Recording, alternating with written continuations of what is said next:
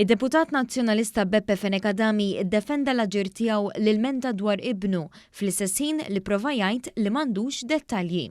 U dieħel fil-Parlament, Fenekadami qal li m'għandux dettalji wara li ibnu Edward m'għaddix mill-eżami ta' sewqan għal aktar minn darba u bħala missier bat messaġġ lill-Ministru Ian Borch. It-Times qalet li kien hemm xi messaġġ li ma nafx bih dal-messaġġ. Mistoqsijek il-mentax mal-Ministru Ian Borch wara li ibnu Edward m'għaddix, viżibilment mifxul u skomdu Fenekadami beda jħawwad u qal li m'għandux dati f'idejh. Il-kronoloġija tad-dati m'għandix. Għal-mistoqsijiet ta' One News li dejquh mhux ftit tant li spiċċa jross lill-ġurnalist mal-barikati, Beppe Fenekadami ta' raġun lill-Ministru Ian Borch, jiġifieri li dak li jagħmel il-Ministru kien mal-parametri tal-liġi.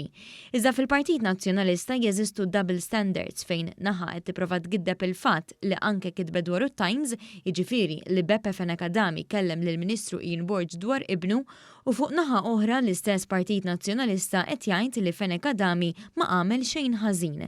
Il-Kap Nazzjonalista Bernard Grech mar pass iżjed minn Fenekadami li prova jbenġilha li ma jiftakarx l-episodju meta mar jilmenta dwar ibnu. Komplux bil-gidba fuq Beppe Fenekadami. Gidbet it-Times. Komplux intom bil-gidba fuq Beppe Fenekadami. Imbagħad f'konferenza tal-aħbarijiet l-eks kap Adrian Delija ikkonferma li Fenekadami ilmenta u allura dak li ntqal mhux gidba kif implika Bernard Grech. Mal-mentax jiġifieri. Dak li qalu l-menta illi hemm dewmien. Aktar minn sena ilu quddiem il-qorti tresqu numru ta' uffiċjali ta' Transport Malta wara investigazzjoni tal-Pulizija dwar allegati irregolaritajiet fl-eżamijiet tas sewqan.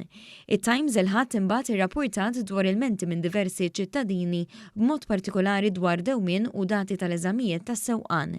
Mir-rapport jirriżulta li l-elementi ġew minn persuni differenti u minn kull qasam tal-ħajja, fosthom anke assisin u deputat tal-Oppożizzjoni bħal Beppe Fenekadami.